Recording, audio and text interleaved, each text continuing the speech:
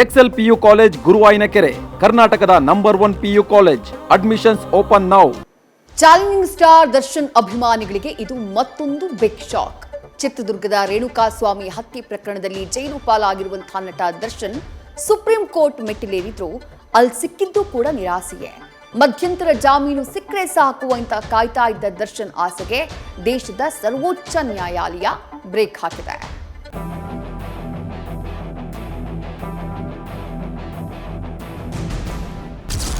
ಹೊರಬರಲು ಹವಣಿಸ್ತಿದ್ದ D boss, bale ಆಸೆಗಳು loss. ಜೈಲಿನಿಂದ ಹೊರಬರಲು ಸುಪ್ರೀಂನಲ್ಲೂ ಸಿಗಲಿಲ್ಲ ಗ್ರೀನ್ ಸಿಗ್ನಲ್. ರೇಣುಕಾಸ್ವಾಮಿ ಕೊಲೆ ಪ್ರಕರಣದಲ್ಲಿ ನಟ ದರ್ಶನ್ಗೆ ಮತ್ತೆ ಬಿಗ್ ಶಾಕ್. ಜೈಲಿನಿಂದ ತಕ್ಷಣ ಬಿಡುಗಡೆ ನಿರೀಕ್ಷೆಯಲ್ಲಿದ್ದ ದರ್ಶನ್ಗೆ ಸುಪ್ರೀಂ ಕೋರ್ಟ್ ವಿಚಾರಣೆಯಲ್ಲಿ ಮತ್ತೊಂದು ಹಿನ್ನಡೆ ಎದುರಾಗಿದೆ. ಸಾಕ್ಷ್ಯ ವಿಚಾರಣೆಗೆ 1 ವರ್ಷದ ಕಾಲಾವಕಾಶ ನೀಡಿರೋ ಸುಪ್ರೀಂ ಕೋರ್ಟ್ ಅದರೊಳಗೆ ಟ್ರಯಲ್ ಮುಗಿಯದಿದ್ರೆ ಮಾತ್ರ ಜಾಮೀನು ಅರ್ಜಿ ಮರುಪರಿಶೀಲನೆ ಅಂತ ಹೇಳಿಬಿಟ್ಟಿದೆ.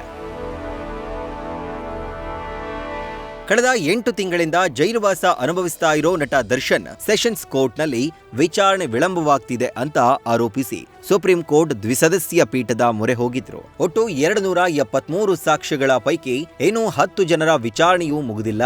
ಹೀಗಾಗಿ ತಮಗೆ ಜಾಮೀನು ನೀಡಬೇಕು ಎಂದು ದರ್ಶನ್ ಪರ ಹಿರಿಯ ವಕೀಲ ಮುಕುಲ್ ರೋಹಟಗಿ ಸುಪ್ರೀಂ ಕೋರ್ಟ್ನಲ್ಲಿ ಬಲವಾದ ವಾದ ಮಂಡಿಸಿದ್ರು. ಆದರೆ ಸುಪ್ರೀಂ ಕೋರ್ಟ್ ಪೊಲೀಸರು ಸಲ್ಲಿಸಿದ ರಿಪೋರ್ಟ್ ಆಧರಿಸಿ ಕಠಿಣ ತೀರ್ಮಾನವನ್ನ ಕೈಗೊಂಡಿದೆ.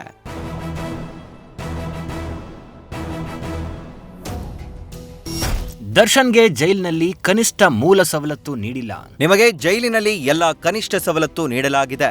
ಪ್ರಮಾಣ ಪತ್ರದಲ್ಲಿ ಅಧಿಕಾರಿಗಳು ಹೇಳಿಕೆ ನೀಡಿದ್ದಾರೆ. 70 ಬಾರಿ ಕುಟುಂಬದವರ ಭೇಟಿಗೆ ಅವಕಾಶ ನೀಡಿದ್ದಾರೆ. ಆದ್ರೆ ಮಾತನಾಡುವಾಗ ಪೊಲೀಸರು ಜೊತೆಗಿರ್ತಾರೆ. ನಾವು ಇನ್ನು ಸ್ವಲ್ಪ ದಿನ ಕಾದು ನೋಡೋಣ. ದಿನಾಂಕ ನಿಗದಿಪಡಿಸಿ ಇನ್ನು ಕ್ವಾರಂಟೈನ್ ಸೆಲ್ನಲ್ಲಿದ್ದಾರೆ. ಕ್ವಾರಂಟೈನ್ ಸೆಲ್ನಲ್ಲಿ ಯಾಕೆ ಇಡಲಾಗಿದೆ? ಸಾಕ್ಷಿಗಳ ವಿಚಾರಣೆಗೆ ವಿಳಂಬವಾಗ್ತಾ ಇರೋದು ಯಾಕೆ? ಮುಖ್ಯವಾದ 60 ಸಾಕ್ಷಿಗಳನ್ನ ವರ್ಷದೊಳಗೆ ವಿಚಾರಣೆ ಮುಗಿಸ್ತೇವೆ. ಹಾಗಿದ್ರೆ ನಿಮಗೆ 1 ವರ್ಷ ಸಮಯ ನೀಡ್ತೇವೆ.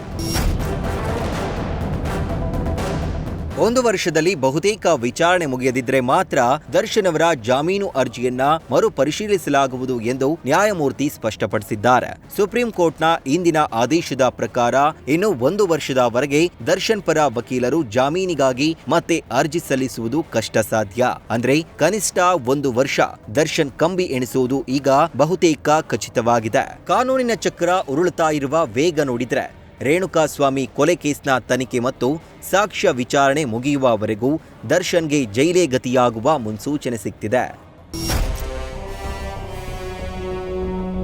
ಒಟ್ನಲ್ಲಿ ರಾಜ್ಯದಾದ್ಯಂತ ಭಾರೀ ಸಂಚಲನ ಸೃಷ್ಟಿಸಿರೋ ರೇಣುಕಾಸ್ವಾಮಿ ಕೊಲೆ ಪ್ರಕರಣ ಇನ್ನು ದೀರ್ಘಕಾಲ ಹೋರಾಟದತ್ತ ಸಾಗುತ್ತಿದೆ. ಸದ್ಯಕ್ಕಂತೂ ದರ್ಶನ್ ಜೈಲಿನಿಂದ ಹೊರಬರೋ ಎಲ್ಲಾ ಬಾಗಿಲುಗಳು ಸಂಪೂರ್ಣವಾಗಿ ಬಂದ್ ಆಗಿವೆ.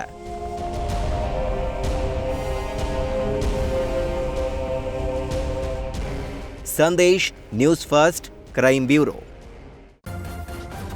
ನ್ಯೂಸ್ ಫಸ್ಟ್ ನಿರ್ಭೀತಿಯಿಂದ ನಿಮ್ಮ ಪರವಾಗಿ.